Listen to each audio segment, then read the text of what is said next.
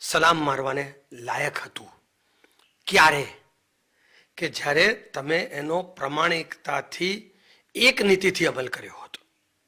તમે તમારા ચાહીતા ઉદ્યોગપતિઓ જે 10-12 છે, જે આ દેશનું કાળું નાણાંના 50% કાળું નાણાં ઉપર એમનો કંટ્રોલ છે, એ લોકોને તો તમે કહી દીધું. 2-3 દિવસ પહેલાં માટે મેં એમને પહેલી વિનંતી કરી છે કે તારીખ 7 અને 8 તમારી જાહેરાત પહેલાંના સમયમાં હિન્દુસ્તાનમાં કેટલું સોનું વેચાયું એના સીસીટીવી ફૂટેજ કાઢો દરેક સોનીઓને ત્યાંથી. અને હું આપને ખાતરી આપું છું કે જો એ આંકડા આવ્યા ને સાહેબ, આખો દેશ ચોંકી જશે. એટલું સોનું આ 2 દિવસમાં જાહેરાત પહેલાંના સમયમાં ખરીદાયું છે.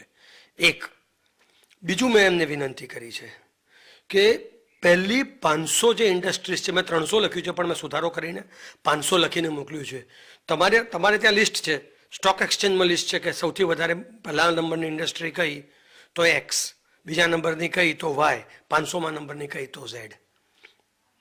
આ તમામના ડાયરેક્ટર્સ, મેનેજિંગ ડાયરેક્ટર અને ચેરમેન, આનું ડિસ્ક્લોઝર શું છે એ કહો. અને જો આનું ડિસ્ક્લોઝર જ ના આવતું હોય તો મારો આક્ષેપ સાચો કે ખોટો, તો પ્રધાનમંત્રી શ્રી આપની દ્રષ્ટિએ શું કાળું નાણું આ બિચારા સવારથી રાત સુધી 4,000 રૂપિયા માટે લાઇનમાં ઊભા રહે છે કે 20,000 રૂપિયા ઉપાડવા માટે ઊભા રહે છે, એ કાળા નાણાંના સંગ્રહ કરે છે કે આ મોટા મોટા ઉદ્યોગ ગૃહો કરે છે? એક સામાન્ય માણસને અપીલ થાય એવી મેં વાત કરી છે કે જો આ ઉદ્યોગ ગૃહમાં 5 પૈસાનું જો ડેક્લેરેશન ના આવે તો શું સમજવાનું? આજે આયર્ન ઓર માઇનિંગની વાત કરીએ તો હું તો નથી કહેતો, તમે લોકો કહો છો 500 કરોડ ખર્ચ્યા રેડ્ડીએ એમની દીકરીના લગ્નમાં, એમના પૈસા છે ખર્ચે, એ કોઈ પેલી વાત નથી.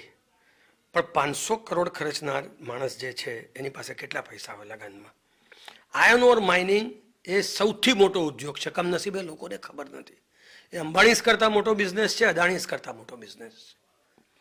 પણ એ આયર્ન ઓર માઇનિંગમાં ના કેટલા લોકોએ સરકારી રોડ, સરકારના બીજા જે કોન્ટ્રાક્ટરો પાસે છે, એ બધાનું ડિસ્ક્લોઝર. એટલે મેં તો એક વિનંતી કરી કે આપ જે 1 કરોડ રૂપિયા ઉપરના ડિસ્ક્લોઝર છે વેબસાઇટ ઉપર મૂકો. બીજું મેં એમને લખ્યું કે મેં મારી નરી આંખે જોયું છે અને મેં વિડીયો પણ લીધો છે, શોર્ટ પણ સારો વિડીયો છે 55 સેકન્ડનો, જે દેખાડે છે કે 4 અમિત શાહના ટેકેદારોને ત્યાં આમ લાઇનમાં લોકો ઊભા છે. તમારે કોઈ આઈડેન્ટિટી આપવાની સાહેબ જરૂરત નહીં. બેગ લઈને જાઓ, ઓછામાં ઓછા કરોડ રૂપિયા હોવા જોઈએ. એ જેવા ગણાઈ જાય એટલે તમને 63 લાખની બેગ મળી જાય, બેગ કોમ્પ્લિમેન્ટરી. બરાબર છે? સૌથી અગત્યની વાત મેં એમ કરી, મેં કહું હું તમારી સાથે મેં બહુ કામ કર્યું છે, મને એક વાતની ખબર છે કે તમારા જેટલી ચતુરાઈ અને બુદ્ધિ ઈશ્વરે બહુ ઓછા લોકોને આશીર્વાદ રૂપે આપી છે. તમે કોઈ પણ એક્શન લો એનો કમ્પ્લીટ બ્લુપ્રિન્ટ તમારા મગજમાં હોય. હમણાં જ મારા એક મિત્રએ કહ્યું, નરેન્દ્રભાઈ 2019નું પ્લાનિંગ કરી નાખ્યું ચૂંટણીનું.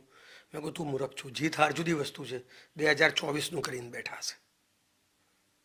એટલે તમે તમામ પાસા વડે તમે એમ ના કહેતા કે તમારી પાસે કોઓપરેટિવ બેન્કોની ફરિયાદ આવી, જિલ્લા કોઓપરેટિવ બેન્કોની માટે તમે બંધ કર્યું, તમે એ થવા દીધું. આરબીઆઈએ, ચલો તમે સાચા છો ને, તમારે પ્રમાણિકતાથી આનો અમલ કરવો છે ને, તો ચાલો આરબીઆઈના રિપોર્ટ પ્રમાણે જેલમાં પૂરતો જે લોકોએ નોટો બદલી છે એની. નરેન્દ્રભાઈએ શું કર્યું? 6 વાગે આરબીઆઈ હિન્દુસ્તાનની તમામ બેન્કોમાં કેટલી ડિપોઝિટ છે ને કયા ડિનોમિનેશનની છે એ નેટ ઉપર મૂકો. એટલે એ તો નેટ ઉપર આવી ગઈ. હવે એ આરબીઆઈએ પોતે પ્રધાનમંત્રીને રિપોર્ટ કર્યો કે આટલી આટલી કોઓપરેટિવ બેન્કોમાં આ સ્થિતિ હતી અને આજે 100, 50, 10, 20 બધી બદલાઈ ગઈ અને 500,000માં રિપ્લેસ થઈ ગઈ. અને સાહેબ કેટલી? કોઈ 100, 200, 500 કરોડ નહીં, 1 લાખ કરોડ રૂપિયા. તો શું આ ગધેડાઓ છે બિચારા લાઈનમાં ઊભા રહ્યા? મેં બીજું લખ્યું છે કે મને એક પોર્શે ના દેખાઈ, ત્યાં મર્સિડીઝ ના દેખાઈ, ઓડી ના દેખાઈ, BMW ના દેખાઈ, રેન્જ રોવર ના દેખાઈ. આવી કોઈ ગાડીઓ મને કોઈ બેંકની બહાર દેખાઈ જ નહીં, કે ન કોઈ એના માલિકો મને દેખાયા પૈસા વિડ્રો કરવામાં કે પૈસા ડિપોઝિટ કરવામાં કે પૈસા ચેન્જ કરવામાં. મોટા માણસો તો જે સેટિંગ કરવાના છે કરી લીધા ભાઈ. શું કામ નાના માણસોને દંડો છો? આખી વાત ડિસ્ટોર્ટ એવી રીતે કરવામાં આવે છે કે સ્કીમ સામે વાંધો છે. સ્કીમ સામે કોઈ પણ નાગરિકને વાંધો ના હોવો જોઈએ. સ્કીમના અમલ સામે, બદઇરાદા સામે અને ગરીબ લોકોને સ્કીમ રાષ્ટ્રના નામે દંડવાની જે નીતિ છે એનો વિરોધ છે. સાહેબ, એક એવી પણ વાત છે કે આ પત્રની અંદર આપની સાઇન નથી, તો શું એક એવો પણ સવાલ ઉઠે છે કે આ પત્ર આપે જ લખ્યો છે? હું તમને જ્યારે માઇક ઉપર કહું છું મેં લખ્યો છે, કારણ કે પ્રાઇમ મિનિસ્ટરને કોપી મોકલી એમાં મારી સાઇન છે, અને બાકીની કોપીઝમાં સાઇન ના હોય, ખાલી SD લખવાનો રિવાજ છે. પત્ર મારો જ છે અને 100% મારો છે. બીજા અન્ય કયા કયા મુદ્દાઓ આપણે આ પત્રની અંદર ઉઠાવ્યા છે આને સિવાય અલગથી કોઈ? ના, બસ મેં આપને જે 4 મુદ્દા કહ્યા, જિલ્લા કોઓપરેટિવ બેંકનો, એક્સચેન્જ જે ભાજપના નેતાઓ કરી રહ્યા છે, તમે જે વાત લીક કરી માટે મેં 7 અને 8 તારીખના સોનાની ખરીદીની વાત કરી છે, અને આ જે કહેવાતા ઉદ્યોગપતિઓ છે, આયર્ન ઓર માઇનિંગવાળા છે, કે ગવર્મેન્ટ કોન્ટ્રાક્ટર્સ છે, પોલિટિશિયન્સ છે, બ્યુરોક્રેટ્સ છે, આ લોકોના કેટલા ડિસ્ક્લોઝર છે, આટલું તમારે ગવર્મેન્ટની વેબસાઇટ ઉપર મૂકવું જોઈએ. હા, એક વાત ભૂલી ગયો, અને આ જે બધા મિત્રોએ એક્સચેન્જ કર્યા છે પૈસા, એ જ્યારે જમા કરશે તો એનું પણ જ્ઞાન જનતાને હોવું જોઈએ કે ભાઈ આ કઈ રીતે થયું, આ 500 કરોડ રૂપિયા ફલાણા ભાઈએ ક્યાંથી ભર્યા, અને એના પર ઇન્કમ ટેક્સ શું કાર્યવાહી કરવા માગે છે. આટલી બે આજે નરેન્દ્રભાઈને પ્રમાણિકતા બતાવી હોય ને તો RBIના રિપોર્ટ પર FIR કરીને પૂરી દો ને. તાકાત નથી સાહેબ નરેન્દ્ર મોદીની કે અમિત શાહની કે RBIના રિપોર્ટ ઉપર એક્શન લઈ શકે. આ તો મોટી મોટી વાતો કરવાની છે, પોતાના માણસોને અરબોપતિ બનાવવાની આ સ્કીમ છે. બાકી આ ક્યાં યતીનો ઝાંકે છે?